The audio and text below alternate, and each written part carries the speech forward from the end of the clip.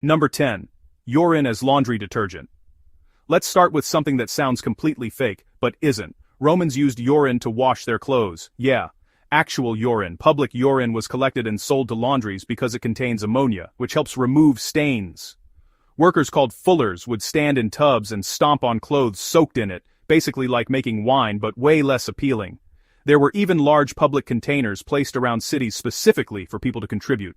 And if you're wondering, yes, this was taxed at one point, so people were quite literally paying taxes on pee.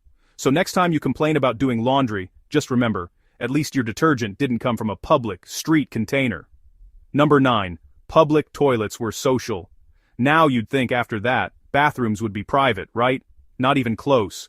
Roman public toilets were long stone benches with holes and no dividers. People would sit right next to each other, casually talking like it was completely normal. Business conversations, gossip, daily updates, it all happened there, and these weren't small spaces either. Some could seat a dozen people at once. There was even running water beneath the seats to carry waste away, which was actually pretty advanced for the time. Still, the idea of having a group conversation in that setting is something most people today would avoid at all costs. Number 8. Sponges for toilet paper. You thought talking on toilets was weird. Now it gets weirder. Instead of toilet paper, Romans used a sponge attached to a stick. After using it, they'd rinse it in a bucket of water, or sometimes vinegar, and leave it there for the next person, which means everyone was sharing the same cleaning tool. There's no polite way to say it, that's just rough. And while vinegar does have cleaning properties, it probably didn't make the situation feel much better. So yeah, suddenly, modern plumbing and toilet paper feel like incredible inventions. Number 7. Ancient Rome. Had fast food.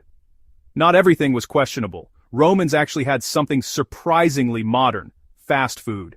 Street vendors ran shops called thermopolia, where people could grab hot meals quickly. Large jars were built into counters, holding things like stews, meats, and vegetables. This was especially popular among the working class, since many homes didn't have proper kitchens. So instead of cooking, people just ate out regularly. It's basically the ancient version of grabbing takeout. Except instead of a drive-through, you walked up in sandals. Number 6. Rough apartment. Living. Most Romans didn't live in luxury villas. They lived in apartment buildings called Insulae. These were often overcrowded, poorly constructed, and sometimes dangerously unstable. Fires were common, and collapses weren't unheard of. The wealthier you were, the lower you lived. Upper floors were cheaper, but came with major downsides. No running water, no proper plumbing, and a lot more risk. So if you've ever complained about your apartment, imagine living in a building that might literally fall apart. Number 5. Rotten fish sauce was a favorite. Now back to food, because this one is hard to ignore. Romans loved Gladiators, a sauce made from fermented fish guts. Fish parts were left in the sun to break down into a liquid, which was then used as seasoning. And despite how that sounds, it was extremely popular. Different versions existed, ranging from cheap to very expensive. Wealthy Romans would even import high-quality Gladiators from specific regions. It was added to meats, vegetables, and pretty much everything else. Today we have condiments like ketchup and soy sauce, but back then, it was fish juice. Number 4. Bathhouses were a big deal. Bathhouses were a central part of Roman life. People didn't just go there to get clean, they went there to socialize. A typical visit might include exercise, hot baths, cold plunges, massages, and long conversations.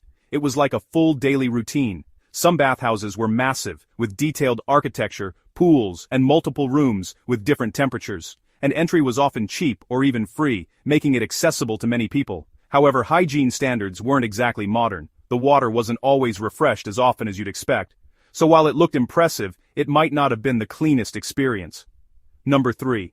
Fathers had total control. Family structure in ancient Rome was very strict. The head of the household, known as the pater familias, had complete authority.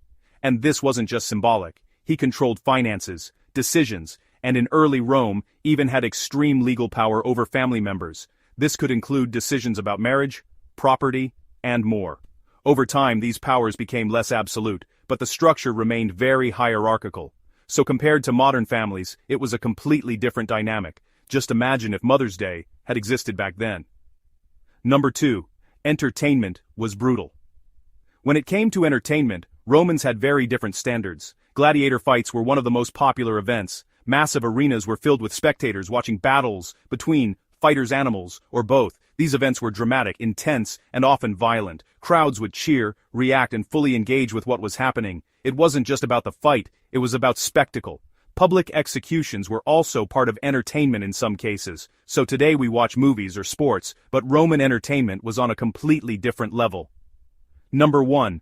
Beware of dog signs. Finally, something surprisingly relatable. Romans used warning signs for guard dogs. At the entrance of homes, mosaics would sometimes display the phrase "ka we ka nem," meaning beware of the dog. Some even included drawings of dogs to make the message very clear. It's one of those small details that shows how certain things haven't really changed. People still want to protect their homes and give visitors a fair warning. That will do it for this video. Subscribe for more interesting facts.